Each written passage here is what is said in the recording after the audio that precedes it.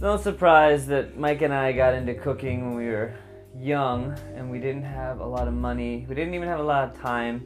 A lot of it was cooking in college. A lot of it was cooking late night, drunk, high, tired, just want to whip some stuff up quick. So we have kind of become the masters of quick, cheap eating, I would say. Munchies, you could call it. Yeah, always have the munchies, always have something to make. So we've put together a list of our favorite quick, cheap, super easy recipes that you can whip up in no time, and we're gonna give it to you right now.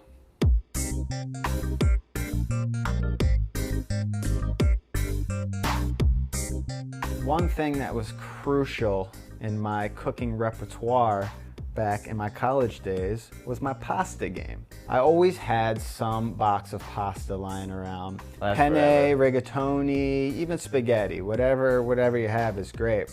But I would take it and I would boil the noodles first. Usually it's around 12 minutes to cook pasta through. So for half of the time I would boil the noodles plain.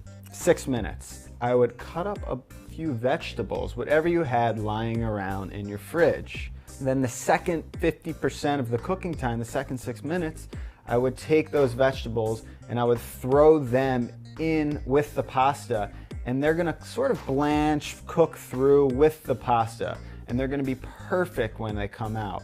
So all of a sudden, 12 minutes later, the pasta's done.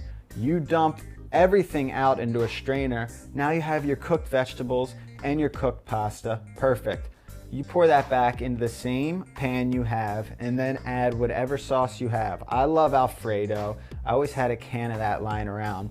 So I just add a few little tablespoons of the Alfredo, mix that around, make sure you cook the sauce into the noodle. That's very important. Cook it for another minute. It's gonna finish, everything's gonna come together, and then you can plate it up. I like to sprinkle on a little bit of extra Parmesan cheese on the top. You can hit it with some fresh herbs. All of a sudden you've taken those leftover vegetables and that box of pasta that you weren't gonna even use, and you turned it into a beautiful gourmet pasta dish that all your friends will enjoy. You may have heard of something called a Popeye. Sometimes they call it an egg in a basket. Well, I invented something called an egg in a tortilla, and this came because I had a lot of tortillas and a lot of eggs. They both last a long time.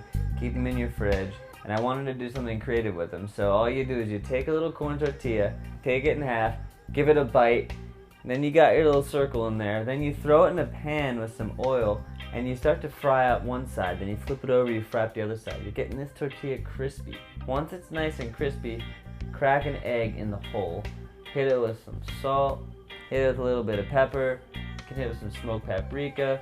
Then you flip it over, nice and sprinkle cheese all over it, and then let it cook more on that side. The tortilla is gonna get crispy like a nacho chip. Take it off, hit it with some sauce, cut into it, eat. Delicious. It's such a fast, like you can honestly make it in 3 minutes, and you can make a bunch of them real easy. Delicious, perfect, late night, just I'm nacho chip, bitch. nacho cheese. Every hungover Saturday, the first thing I would do is make a trip straight to my local campus Qdoba. I would order the quesadilla and enjoy. That just sucked up everything. It seemed to be the perfect hungover food. But then something changed in my life. I realized how easy it was to make quesadillas at home. What I would do is I would just buy a whole thing of flour tortillas. They would last you for about 2 weeks in your fridge. I would cut up whatever fresh vegetables I had and cook them off. Loved using the Foreman grill. It was a great panini press. That's the great thing about that thing. It works as a goddamn panini press. But you can also cook vegetables right on there. After the vegetables were sauteed down, I would throw on my meat. Loved using chicken, beef, whatever you got. Cook the meat up with your vegetables, and then remove all that stuff. Remove it, get it out of there. Get your tortilla back on the Foreman. Get it a little crispy. Add on all of your vegetables and your meats. Top it with cheese, of course. It's not a quesadilla without a whole lot of cheese. Like a sideways taco. Shredded cheese. And then fold the tortilla right over. You make your quesadilla. Put the foreman down. Panini press the shit out of that thing. Make sure you cook it until it's crispy. It's gonna take about 3 to 5 minutes. You'll see the brownage. You'll see the melting cheese. You'll see the gloriousness. Take that thing out, chop it up, enjoy. You'll never go to Qdoba again. It's a sideways taco. It's a sideways taco. It's a sideways taco. A lot of times when people are cooking leftovers, they think, oh, well, this stuff, it's left over, I'm just going to throw it out. It's old, my bread's stale. That is not always the case. You can take bread that is rock hard, and if you know how to reheat it, you can make it a whole new beast. Meatball, Parmesan, panini is one of the greatest things that you will ever say and think of to eat.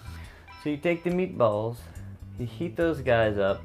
I like to use the Foreman grill. I use it since I was a little kid. It's easy, it's one setting, it's on, it's off. You don't have to worry about high, cold, medium, this and that. We're professional chefs and we still use the George. Yeah, this is honestly one of the first things I ever cooked on.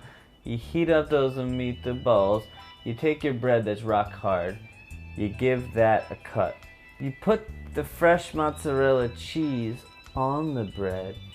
You put the meatballs on top. The You meatballs! cover it in the sauce, and then you can just shred or grate or whatever you want to call it, or even sprinkle some sort of Parmesan cheese on top, salt and pepper if you want. Put the top on.